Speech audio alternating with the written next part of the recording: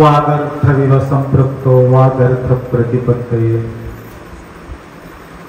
जगतपितरौ वंदे पार्वती परमेश्वर। त्रिकाल वंदनीय प्राप्त स्मरणीय पूज्य गुरुवर्यांचं स्मरण करू, तुम्हाला सर्वांचा साक्षी स्वरूप शिवाचे स्मरण करू। जन्माचा सार्थकता, आपण जन्म घेतल्यानंतर आमचा सार्थकता कशाला होणार आहे थोडासा आपण थोडा विचार करायचा आहे. प्रगती कशाला म्हणायची?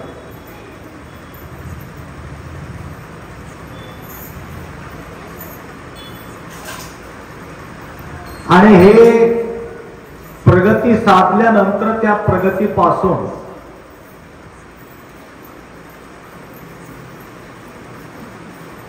संपूर्ण जीवनात आनंद लुटून ज्यावेळी आपण शरीर सोडतो त्यावेळी सुद्धा ते आनंद देत असेल त्याला म्हणावं खरं वैभव. अशा प्रकारच्या वैभव आपल्या जीवनात प्राप्त करून घ्यायचं आहे. ते कोणतं वैभव आहे? वैभव उभा करणाऱ्या व्यक्तींना आम्ही गुणगान करतो. मराठी बोलतो ना. बदलापूरचे बसवराज पाटील फार श्रद्धा भक्ती अटूट सद्गुरूच्या प्रती निष्ठा ठेवणारे परिवार आहे. तर वेळ मागून मागून मागून मागून ते थकून गेले, परंतु त्याला वेळच मिळायला गेले त्या पाटलांना बदलापूरला जायला. तरी आज परिवार के साथ त्याने या ठिकाणी उपस्थित झालेले आहेत.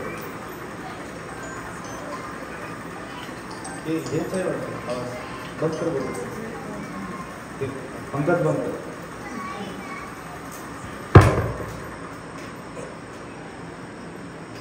ते युट्यूब मध्ये ऐकणारे मेसेज करलं ते काहीतरी आवाज येते, काय गोंधळ आहे असं म्हणून मला म्हणू लागलेले. तर त्यांना काय माहिती आम्हाला इथं गरिबी होत असलेली.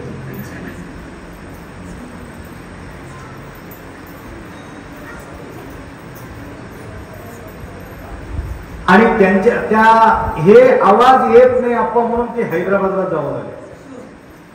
कशाला? काय सामान आलं? 50,000 रुपयाचं सामान आलं. अजून त्याचा काही आवाज बाहेरचा बंद होतो. असं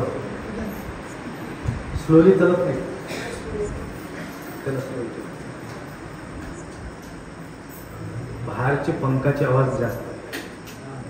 एकच पहिली ते बी बाहेरच स्पीड कमी करा. बस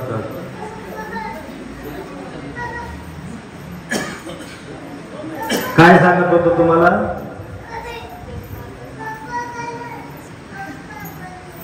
कोणाचं गुणगान करतो आपण या लौकिकामध्ये? जे झिरो पासून भरपूर कमाई केलेले आहे, बिल्डिंग बांधलेले आहेत, शेत घेतलेले आहे, वैभव उभा केलेले आहे. वाह, काय कमाई केलं, मोठा वैभव उभा केला बघा. परवा काय नव्हते असं म्हणून तेवढं तारीफ त्यांच्या करतो. परंतु हे वैभव शेवट त्याला सुख देत नाही. उभा करणं महत्वाचं नाही, परंतु त्या वैभवाला सोडून जाताना भयानक कठीण वाटते. लक्षात आलं का?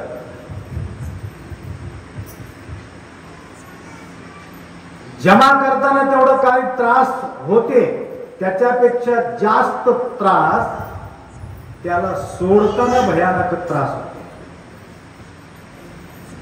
जमा करताना तेवढं वाटत. म्हणून शेवट सुख देणारा वैभव कोणती आहे?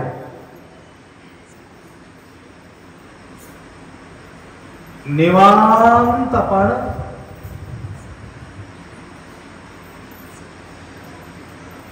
जायला पाहिजे.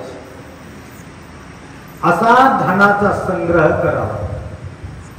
शेवट तुम्हाला काम द्यावं.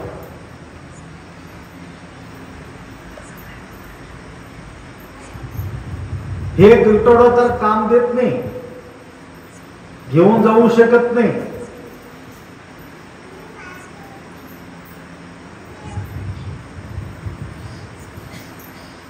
परंतु काही संग्रह आपण असा करतो ते लोकांच्या डोळ्याला दिसत नाही. शेवट धर्माचा गटोडा तो सोबत घेऊन जातो. धर्म कीर्ती द्वयस्थिरम, धर्म आणि कीर्ती हे शेवट आपल्या सोबत येणार आहे. कन्नडमध्ये म्हणतात हेसरू आणि उशिरू. उशिरू म्हणजे श्वास. जोपर्यंत श्वास आहे तोपर्यंत हेसरू म्हणजे नाव. नावाचा कमाई एक दिवसात होत नाही, आयुष्यभर त्याला सांभाळावं लागतं. बेमारी झाल्यानंतर बेमारीचा शोध लागते, त्याला इलाज करता येते. कशाचे? बेमारीचा इलाज करता येते. कोरोना झाला होता, घेरले होते. कोरोनाला दमन करण्याकरता, त्याला शमन करण्याकरता, त्याला रोखविण्याकरता काय केले? वॅक्सिन तयार केली. अख्खा विश्वामध्ये सगळ्यांना वॅक्सिन दिले, बेमारीला मात केले. हे बाहेरच्या बेमारीला रोखविता येते, कंट्रोल करता येते. अजून एक बेमारी आहे, तुम्हाला सांगू की नको? अजून एक बेमारी असा आहे, ते रोग झाल्यानंतर कुठल्याही औषध त्याला काम देत नाही.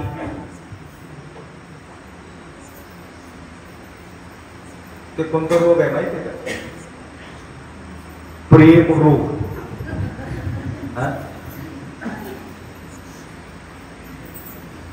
ना आईला बघणार आहे, ना वडिलाला बघणार आहे, ना जातीला बघणार आहे, ना कुलाला बघणार आहे, काही विचार करणार नाही.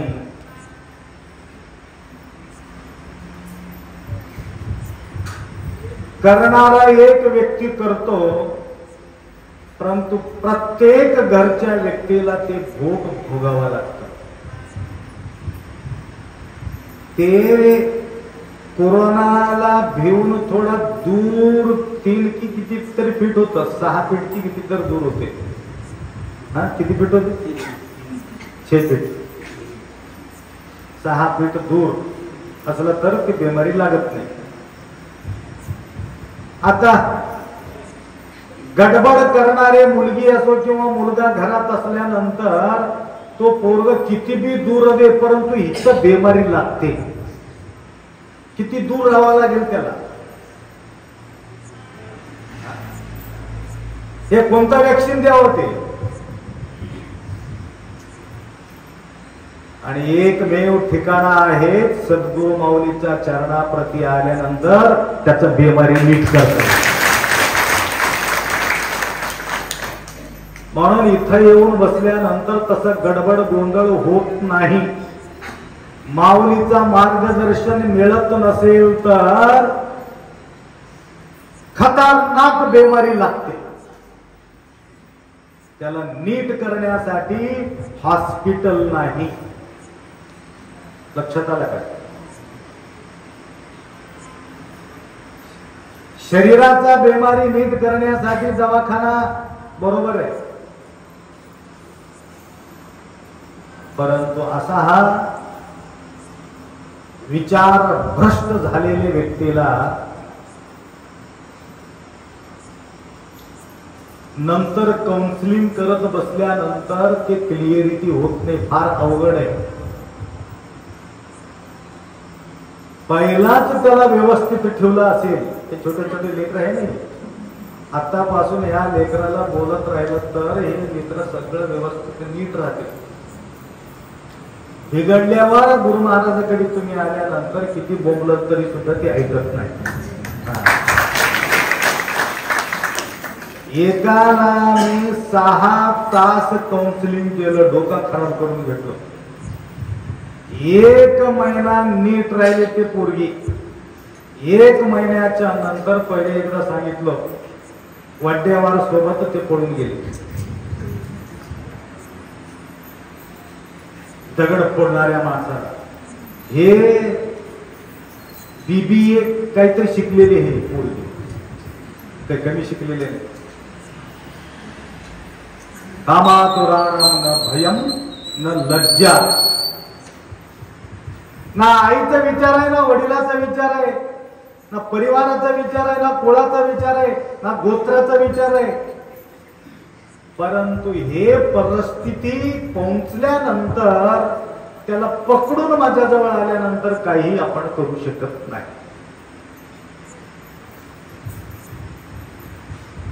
म्हणून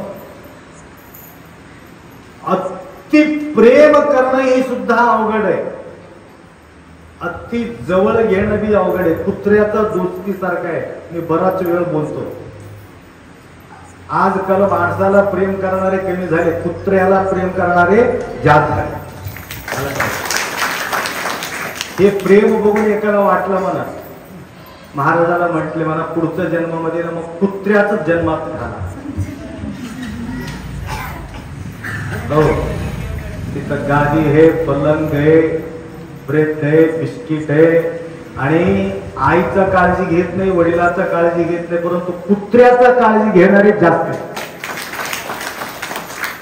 तुम्ही बघा युट्यूब मध्ये, व्हॉट्सअप मध्ये बघा, किती लाड करतात, किती लाड. त्यावेळे महाराज म्हणाले, कस का रे कुत्र्याच्या जन्मामध्ये जावं असं वाटते तुला? नाही, तिथं प्रेम करणारे जास्त आहेत, सुख जास्त आहे.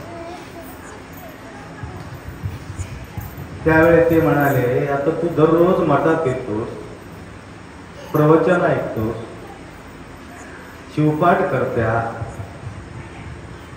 तर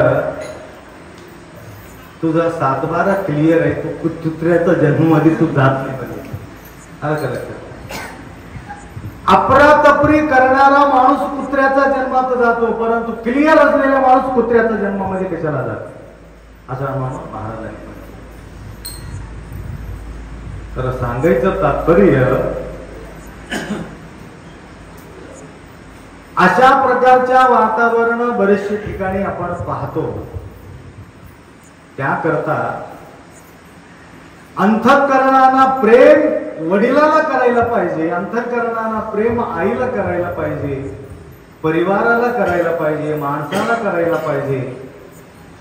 आणि ज्याच्यापासून आम्हाला कल्याण होतो अशा व्यक्तींचा सेवा करा. तुम्ही गायचा सेवा करा, बरेचसे बिमारी निघून जातात. बीपी, हाय बीपी असलं तर व्यवस्थित उलटा त्याला असं फिरत राहावा, आत बीपी कंट्रोल होत आहे. गाय जवळ झोपण्यासाठी 3000 रुपये फीस आहे मुंबईमध्ये. लक्ष्मण पटेल, मुंबईमध्ये अशा प्रकारच्या गाय त्यांना बांधून ठेवलं, पलंग वगैरे घालून ठेवले त्या ठिकाणी. 1 दिवस त्या गाय जवळ झोपायला 3000 रुपये फीस आहे. खरं आहे खोटं आहे? 3000 रुपये फीस आहे. फर्स्ट क्लास संडास रूम, बाथरूम, पंखा, AC सगळं व्यवस्थित करून ठेवलं आणि फक्त गाय जवळ झोपायला.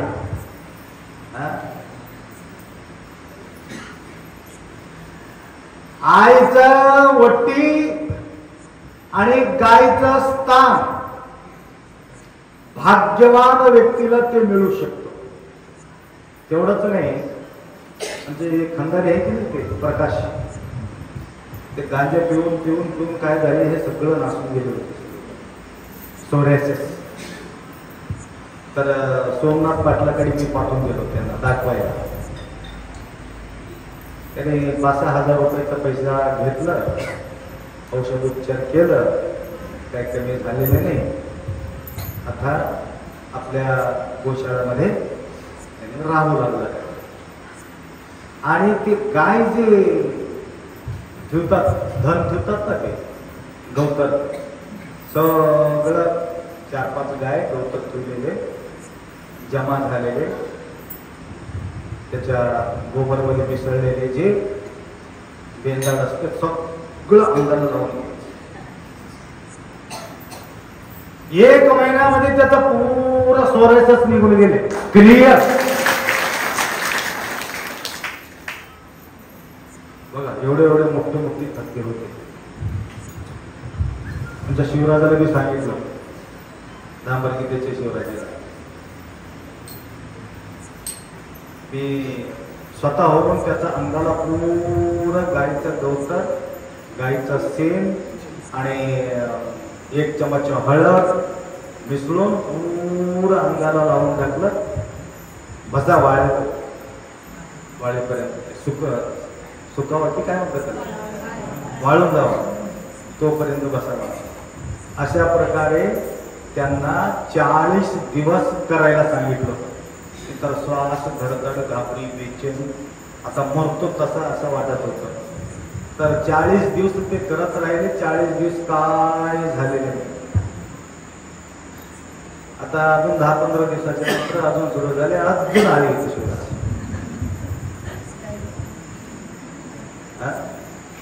गाय जवळ झोपलं तरी सुद्धा तुमचा श्वास पूर्ण क्लिअर होतो. आकड इच्छा आकड बोले मक्कोरे ಅಲ್ಲಿ ಆಕಳದಲ್ಲಿ ಮನೆಗೆ ಆಕಳದಲ್ಲಿ ಒಂದು ಹೊರಸು ಹಾಕೊಂಡು ಅಲ್ಲಿ ಮಲ್ಕೋರಿ, ಎಲ್ಲ ಕ್ಲಿಯರ್ ಆಗ್ತದೆ. कोणाला बिमारी आमच्या गायच्या कोठमध्ये येऊन झोपा, तिथं फुक्कट, पैसा नको काय. येत्या वेळेस 2-2 केळं घेऊन या, मला नाही त्या गायला द्या. झोपायचं, धडधड, गाबरी, बेचैन, सगळं क्लिअर. आणि तिथं झोपणारा माणूस बिमारी पडतच नाही. ते खंडू दुसरीकडे कुठंतरी जाऊन झोपलं होतं, ते बिमार पडला. अजून आमच्या जवळ जेवण नोकर राहिले आपा, इतकाच मला आराम आहे तुमच्या जवळ, फिरून फिरून आहे. सांगायचं म्हणजे जे संस्कार आम्ही घ्यायला पाहिजे, कोणत्या प्राणीला आपण संस्कार घ्यावे, तशा प्रकारच्या प्राणींना आपण संस्कार घ्यायला पाहिजे. म्हणून आम्ही संस्कारापासून वंचित. रिजे तो मुंह चाटे, खिंचे तो पैर काटे. कबीरा कहे कुत्ते का दोस्ती 2 प्रकार की जंजाल. 2 प्रकारचे झंजाल आहे कुत्र्याचा दोस्ती. तर संसार तसंच आहे, कुत्र्याचा दोस्ती असल्यावर. रिजे तो मुंह चाटे, फार लाड केले की तोंड चाटते. कोणते? कुत्रे. जास्त लाड करा, 2 पाय ठेवायचा अंगावर, तोंड चाटायचं. लाता घाला, पाय लाता घातला तर काय करते? पैर काटे, पायला पकडते, गप्प दिसते. लाता घातला. रिजेतो मुंह चाटे. त्या प्रकारे हे व्यवहार आहे. म्हणून आपल्याला आपल्या कल्याण कशाला होतो, शेवट आम्हाला साथ देणारे संपत्तू, वैभव आपण जमा करा. लक्षात आलं? हे जमा करण्याकरता थोडं मेहनत करावी लागते. ह्याच्यासाठी सुद्धा त्याग लागते. त्याग केल्याशिवाय योग मिळत नाही. बायकोसाठी मरमर करतो, लेकरासाठी मरमर करतो, व्यवहारासाठी मरमर करतो, परंतु वेळ आल्यानंतर कर गुरमावलीसाठी सुद्धा मरमर करावं. आमच्या जवळ बी कोर्ट, हायकोर्ट आणि सुप्रीम कोर्ट आहे. आपल्या जवळ बी लक्ष्मण पटेल. पहिले मी कोर्टाचा पहिलीला गेलो. कोर्टात काय काय लोक होते, माझा फैसला ऐकून घेतले. हो हो हो हो. आखरी हायकोर्टला गेलो. आमच्या हायकोर्ट म्हणजे लक्ष्मण पटेल, मांडे सर, शिवलिंग आणि हे मांडे जे आहे हे आपले हायकोर्ट आहे. हायकोर्ट बी ऐकले गेले आणि कोर्ट बी ऐकले गेले. आता सुप्रीम कोर्टला गेलो मी. आमचं सुप्रीम कोर्ट तुम्हाला माहित नाही, आज तुम्हाला सांगतो. आमचं सुप्रीम कोर्ट म्हणजे कांतो महाराज आहे. काल रात्रीचं फोन केलं, महाराजजी आप्पाचा ऑर्डर आले. सकाळी सगळे आता जमा केले, ऑर्डर निघाले आमच्यासारखं. आज सगळ्यांनी मिळून सेवा सुरुवात केली. हेंडिगागी सत्तब्द कोटी कोटी, मण्णिगागी सत्तब्द कोटी कोटी, वन्निगागी सत्तब्द कोटी कोटी. सेवा केलेले वाया जात नाही म्हणून परवाच्या दिवशी तुम्हाला सांगितलं. जे जे काही सेवा केलेले आहे आमच्या डोक्यामध्ये भरलेले आहे. त्यांचं उदाहरण तुम्हाला दिलं. फक्त पैसा दिला तर सेवा होते का असं काय समजून घेऊ नका. तन मन धन. त्यांच्याजवळ काय पैसे होता का? नाही. तन शारीरिक सेवा. आता हे पाटलांना सुद्धा पैसे देऊन मोकळं व्हायला जमत होतं, पण मरमर करायचं काय गरज आहे? शारीरिक सेवा होणं जरुरी आहे. शरीराचा कष्ट संसारासाठी काय करतो त्या प्रकारे कधी कधी एक वेळ येते, एक मोखा, एक मोसम, एक वातावरण. त्या वातावरणामध्ये जे आपण सेवा करतो त्याचं फळ अधिक असते. लक्षात आलं? मोका निघून गेल्यानंतर सेवा करून मतलब प्यासे को पानी पिलाया नहीं, बाद में अमृत पिलाने से क्या.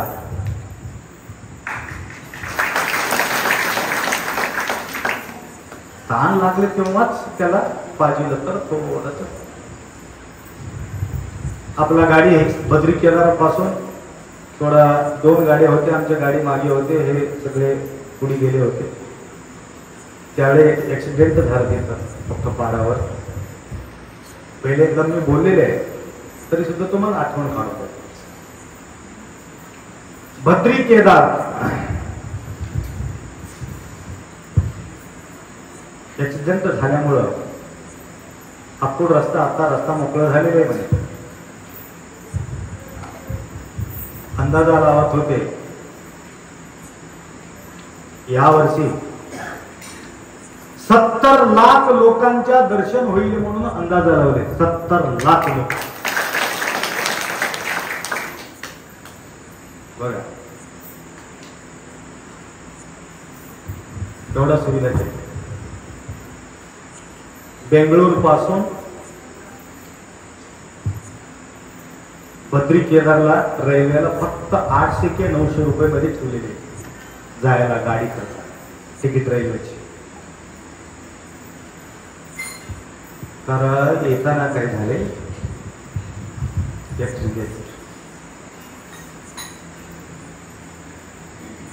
तिकडे इकडे पडले होते. आमच्या गाडी रुकलं.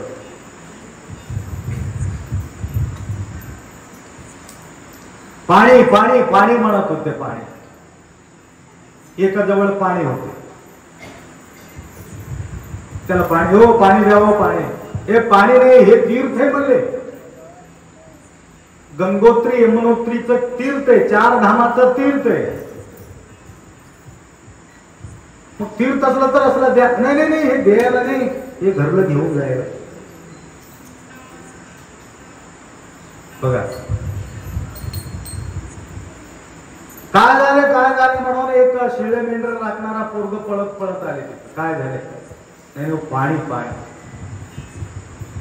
ते बगलमध्ये बांधून आणला होता ते पत्राणी. मातीची. माझं जवळ ना पाणी घ्या म्हणले. पाणी दिलं, पाणी पाजले, पाणी शिंपडलं, ते फुटून बसले.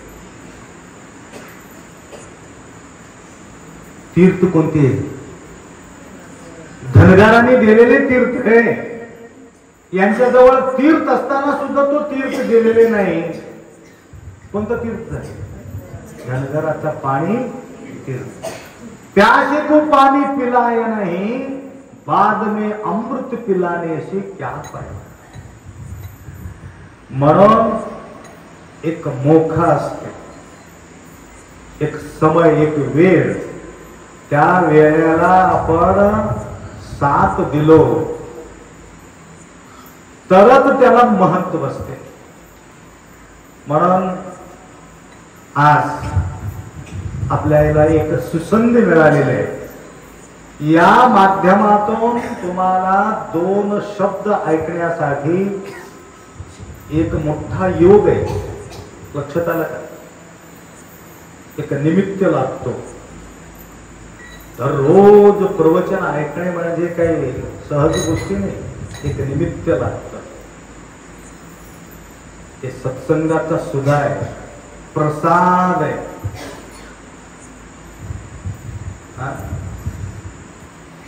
प्रसाद आहे.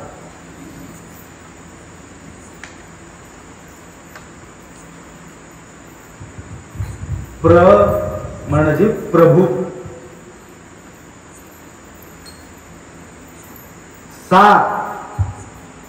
साध्य, द म्हणजे दर्शन.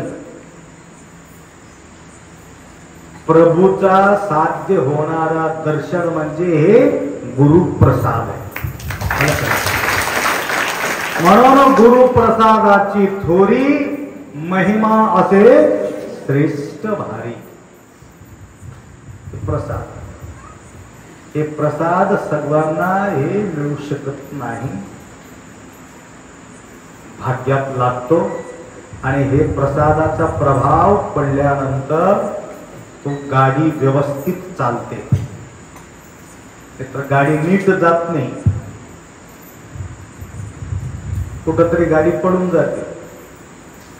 जोपर्यंत मार्गदर्शनात तुम्ही आहात तोपर्यंत गाडी व्यवस्थित आहे. आणि हे गाडी कधी पडून जाते काही सांगता येत नाही. कधी पडते काय सांगता येते काय? श्वास कधी रुकून जाते काय सांगता येत नाही. तुम्हाला म्हणत होतो जाता जाता आनंद वाटायला पाहिजे. धर्माचा भक्कम पुण्य असेल तर जाणाऱ्या व्यक्तीला काही टेन्शन होत नाही. एक व्यक्ती निघाला होता म्हणा, जाता जाता एक उदाहरण देऊन विराम करतो. निघाला होता, त्याला प्रवास करायचा होता. प्रवास करत करत करत जाता वेळेस एक व्यक्ती त्याला गाठले. दादा, मी तुमच्या सोबत येऊ शकतो का? मला बी प्रवास करायचा आहे. म्हटलं ठीक आहे, मी एकटा आहो, तुम्ही चला आमच्या सोबत.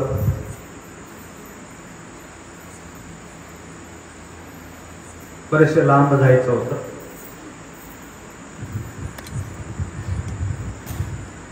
एक गाव आढळलं आणि मी गावात जाऊन येतो, तुम्ही पुढे चला म्हटलं.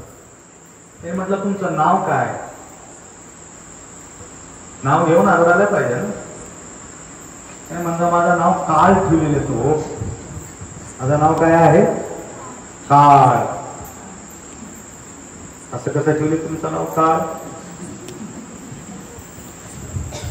माझं आईला सुचलं नसेल, मी फार ताप देत असेल म्हणून माझं काळ, माझ्या पोटाला हे काळ का आले म्हणून असं काही म्हटलं असेल.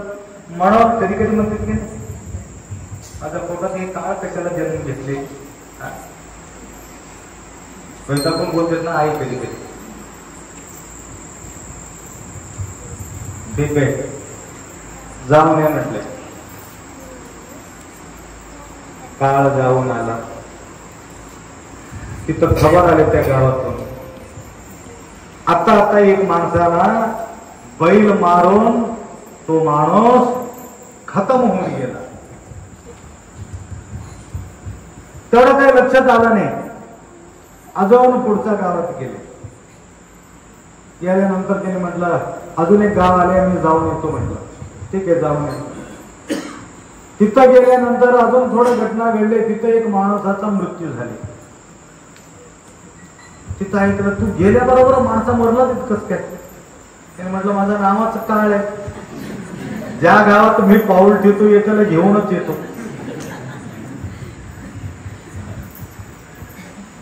अशा प्रकारे 5-6 गावात गेल्यानंतर सुद्धा असा घटना घडत गेले. त्यानंतर ते म्हटलं तू माझ्यासोबत एवढं लास, मग माझा काहीतरी गडबड होईल का म्हणे. त्यावेळी त्यांनी म्हटलं तुमचं बी गडबड होणार आहे, परंतु आत्ता नाही. तुमचं गडबड होणार आहे परंतु आत्ता नाही. मग कधी होणार आहे? अजून तुम्हाला वेळ आहे. एक 7-8 महिना तुमचा वेळ आहे. आणि त्या वेळानुसार तुमच्या ठिकाणी जे आहे, तुमचा जो शिवार आहे, तुमचं बॉर्डर जे एरिया आहे, तुमच्या एरियामध्ये तुमचा मृत्यू होत नाही. दुसऱ्या एरियामध्ये तुमचा मृत्यू होणार आहे. तारीख लिहून दिलं, परंतु मरतोस, परंतु तू हसत हसत मरतोस, परंतु तू दुःखानं मरत नाही म्हणले. तुला फाशीची शिक्षा होणार आहे.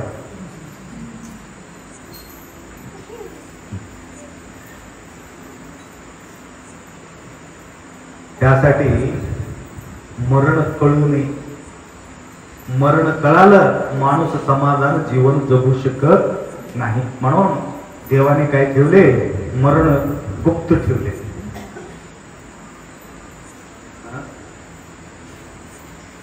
उघड ठेवले नाही मरण. साव भाव हे कोणाला कळालेले नाही.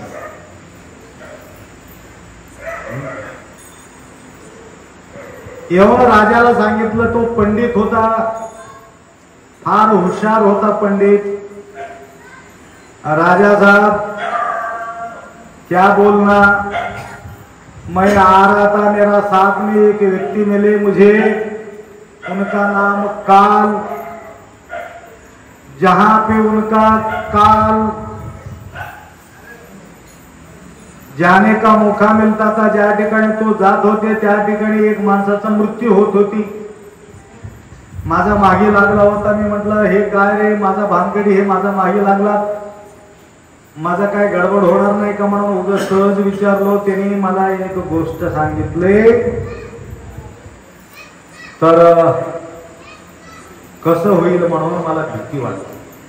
ते म्हटलं मी बंदोबस्त करतो, तुम्ही चिंताच करू नका. कारण तुम्हाला डेट दिलेली आहे, वेळ दिलेली आहे. मी तुम्हाला असा बंदोबस्त करतो, आपल्या या वैभवामध्ये तुला आनंदित राहण्यासाठी फर्स्ट क्लास एक राहण्यासाठी एक बंगला देतो तुम्हाला. खाणं पिणं राहणं सगळं व्यवस्था करतो. तुमच्या बायकोला बी या ठिकाणी बोलून घेऊ, तुमच्या लेकराला बी बोलून घेऊ. आणि इथून हालायलाच नाही, बिलकुल हालचालच नाही. किती बी हिंदा, काही करा, पुष्कळ मोठा आहे दरबार, काही कमी नाही. आनंद वाटला. भोगत मृत्यू कसा येणार आहे मी पाहतो. 2 दिवस राहिले होते. आता काय मी म्हणणार आहे, 12 कोस दूर आहे ते. बॉर्डर ओलांडून जायचं असलं तर नांदेड जिल्हा सेंटर पॉइंट, नांदेड जिल्हा, नांदेडच्या पलीकडे जाणं म्हणजे 100, 150, 200 किलोमीटर.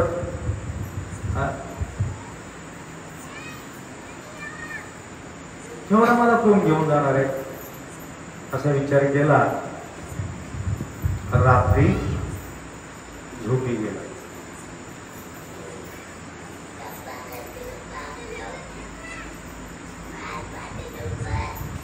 सकाळी उठून पाहतो दुसऱ्या राजांच्या कैदीमध्ये तो कैद आहे. फाशीची तयारी चालू आहे. तो विचार केला असं कसं झाले, तर त्या व्यक्तीला एक बेमारी होत. माय ऐकलं रे की नाही, त्या माणसाला एक बेमारी होत. रात्री झोपीतून उठून जायचं. काय काय लोक झोपीमध्ये गाडी बी चालवतात, झोपीमध्ये जातात. हो, दरवाजा उघडतात, कोंडी घालतात, काय काय लोक जेवण बी करतात झोपीमध्येच. तसे पेशंट माझ्याकडे आलेले. आपण काय करावं, रात्री त्यांना रोटी पिटी सगळं घेऊन पोटभर जेवण करून पाणी पिऊन अजून झोपी जातो. सकाळी विचार केला तर मी काय की जेवलो म्हणते. अशा प्रकारच्या झोपीमध्ये जायचं सवय होत. तो झोपीत उठला, दरवाजा काढला, डायरेक्ट ज्या ठिकाणी घोडा बांधलेले होते एक घोडा काढला, घोड्यावर बसून दुसऱ्या राजांच्या राजवाड्यात गेला. त्या ठिकाणी जो सेवक होतो, राखणारा माणूस, तिथं बी झोपी गेला होता. पहाटे पहाटे वेळ, डायरेक्ट राजवाड्यात जाऊन, त्याला माहितीच नाही झोपीमध्ये सगळ्या गोष्टी. ज्या ठिकाणी राजा झोपला होता या ठिकाणी राजा झोपले, सेंटरमध्ये राणी झोपली, बाजूला यानं जाऊन झोपी गेला.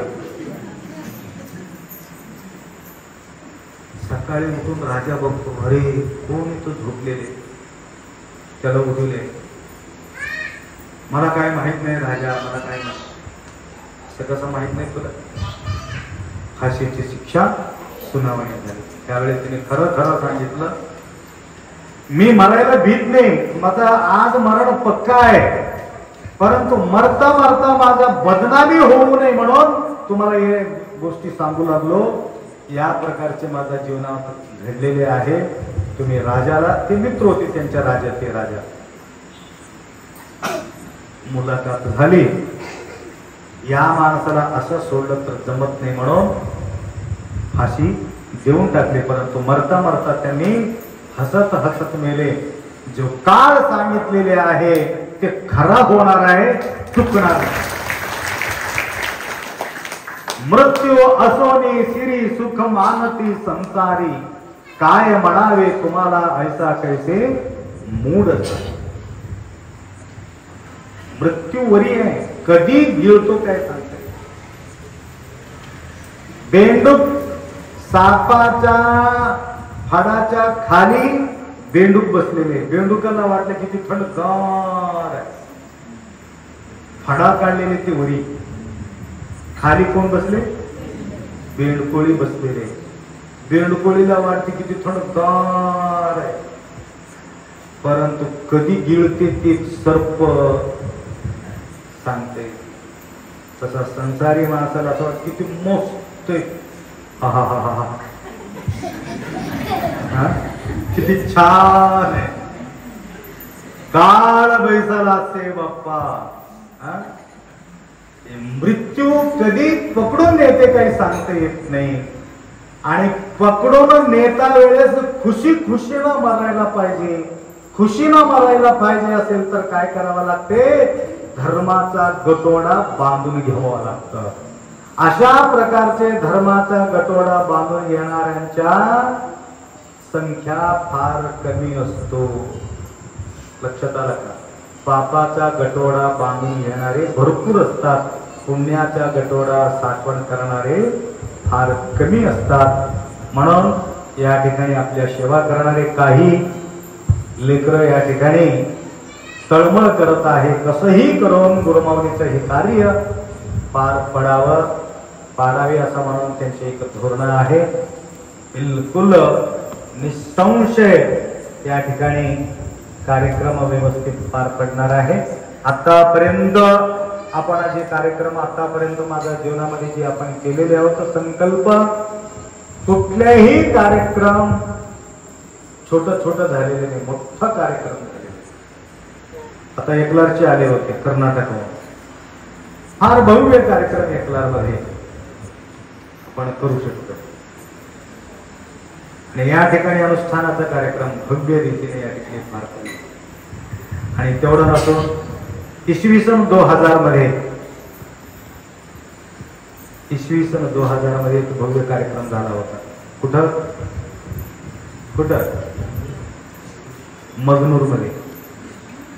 मगनूरचे लोक म्हणतात इंदिरा गांधीला बघण्यासाठी जे लोक आले होते तदनंतर त्याच्या डबल पब्लिक तुमच्या कार्यक्रमाला आले. आवती भोवती सगळ्याकडे पाऊस पडत होत, परंतु मगनूर मध्ये मात्र पाऊस पडलेला नाही. छत धरल्यासारखं त्या ठिकाणी छत्र चामर उभवीती गीती गाती बडीवार. देगलूरला पाऊस, तिकडे तडगूरला पाऊस, तिकडे मेलूरला पाऊस, लिंबूरला पाऊस, तमलूरला पाऊस, परंतु ज्या ठिकाणी आमचा कार्यक्रम आहे त्या ठिकाणी मात्र बिलकुल सुरक्षित कार्यक्रम. दीप प्रज्वलन होता वेळे त्या वेळेलाच पाणी सगळीकडे पडत होतं, परंतु त्या ठिकाणी बिलकुल पाणी नव्हते. एवढा यशस्वी पूर्वक 1.25 लाख दीप प्रज्वलनाचा कार्यक्रम त्या ठिकाणी आनंदाला त्या ठिकाणी पार पडलं. 9 दिवसाचा कार्यक्रम होता, कमी नव्हते. इतका सुंदर कार्यक्रम तुम्हाला सगळ्यांना माहिती आहे, छोटे छोटे लेकरांना माहित नाही. किती वर्ष झालं? 2000 म्हणलं तर 23 वर्ष, 23-24 वर्ष झाले कार्यक्रम होऊन. तसा हेही सुद्धा माऊलीचा कार्यक्रम आहे. तुमचा सर्वांचा सहयोगानं सर्व बाईलेखी त्या दिवशी त्यांना बोलून घ्यायचं, कितीही दूर असो त्यांना या ठिकाणी बोलून घ्यायचं. कार्यक्रमाचा माऊलीचा कार्यक्रम आहे, माता मंडळीचा कार्यक्रम आहे. पुरुषांचा कार्यक्रम असताना सुद्धा पुरुष मंडळी तेवढं दिसत नाही, तर हे मातृत्वाचा प्रतीक आहे. म्हणून सर्व मातांना या ठिकाणी बोलावून घेऊन मोठा शोभा या ठिकाणी शोभायात्रा बी काढायचे. जगद्गुरुवर्यांचा जगद्गुरु माऊली असा वाटायला पाहिजे, जसा डॉक्टर राष्ट्रसंत सद्गुरु शिवलिंग शिवाचार्यांच्या जीवनामध्ये त्यांनी म्हटलं, पहिला कार्यक्रम मी पाहतो असा सुंदर कार्यक्रम म्हणून माऊली उद्गार केले. आपला समृद्धचा गुणगान अनेक ठिकाणी माऊली त्या ठिकाणी उल्लेख केले होते. त्या प्रकारे रंभापुरी जगद्गुरूला वाटायला पाहिजे आणि केदार जगद्गुरूंना वाटायला पाहिजे की या ठिकाणी अशा प्रकारचे भव्य कार्यक्रम, समाधान कार्यक्रम तमलूर नगरामध्ये आम्ही पाहिलोत. म्हणून त्या गुरुमाऊलीला समाधान वाटण्यासारखं आपल्याला शोभा वाढवायचा आहे तुमच्या दुनियेने. लक्षात आलं का? म्हणजे कधी हे मला आठवण राहत नाही, म्हणून ज्यावेळी आठवण येईल त्यावेळी मी बोलून मोकळं होतो. लक्षात आलं का? म्हणून त्या मंगलमय प्रसंगी अनेक माता गुप्त रीतीने सुद्धा या ठिकाणी सेवा करत आहेत. काल बेंगळुरून आले होते, मला माहिती नव्हती, 2 बार आले होते ना, बेंगळुरून आले होते. बेंगळूरला तारीख घेण्यासाठी 3 वेळ माझ्याकडे इथे येऊन गेले. तुमचं काम होते येतो माय म्हणलो, त्यांचे काम झाले. नंतर आले बोलायला, तुमचं घर होते येतो म्हणलो, त्यांचे घर झाले. अजून आता आले. आता काय म्हणा, त्याने म्हटले आम्ही अमेरिकेला चाललो होतो, पण आता अमेरिकेला जायचं अगोदर काय म्हणा, परंतु येऊन दर्शन देऊन जा म्हणून काल आमंत्रण देण्यासाठी आले होते. तर या ठिकाणी येऊन सुद्धा ते कार्यक्रमाचा आयोजन नियोजन सगळं बघून त्यांनी सुद्धा 11,000 रुपये पावती फाडून गेलेले ते मला. तर तेवढं लांबून भक्तांच्या आवड या ठिकाणी आहेत. दुरून दुरून भक्तगण येत आहेत, सेवा करत आहेत. त्या प्रकारे तिथं सेवा करणारे माता मंडळी मला येऊन प्रत्येक भेटो.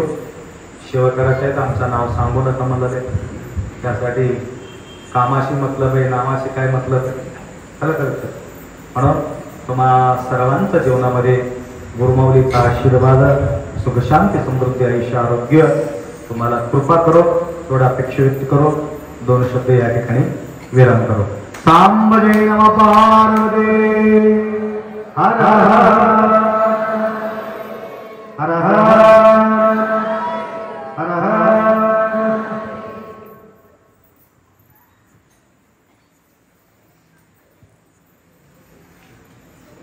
तुलाभारासाठी कुमारी श्वेता नरसिंग गोळगोंडे यांच्यातर्फे 4000 रुपये. त्याचबरोबर लक्ष्मण गंगाराम भंडारे यांच्यातर्फे सुद्धा तुलाभारासाठी 1000 रुपये. राजू गंगाराम नामावार यांच्यातर्फे माऊलीच्या जोरावर तुलाभारासाठी 1100 रुपये. तर या सर्वांना माऊली चुक्याने समाधान ठेव. त्याचबरोबर कळसासाठी कुमारी श्वेता नरसिंग गोळगोंडे यांच्यातर्फे 1100 रुपये.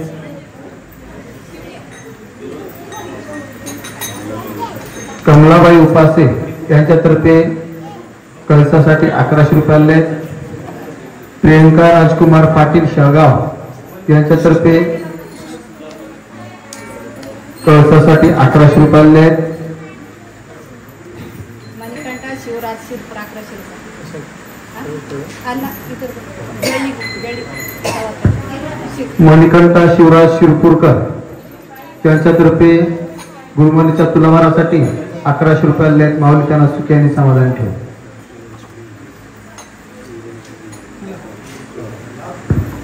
श्रीरामराव शिवलिंगराव भांजे यांच्यातर्फे माऊलीच्या तुलाभारासाठी 5000 रुपये.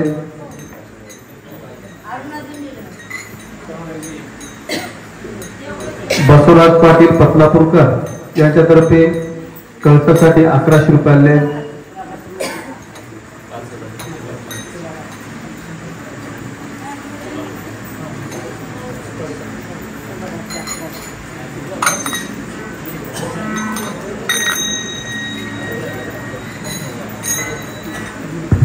दिंडेबाई यांच्यातर्फे तुलाभारासाठी 1100 रुपये. माऊली त्यांना सुखी समाधान ठेव. वसंतराव इरण्णा हांडे यांच्यातर्फे माऊलीच्या तुलाभारासाठी 1100 रुपये. माऊली त्यांना सुखी समाधान ठेव. इकडे बघ माझ्या इकडे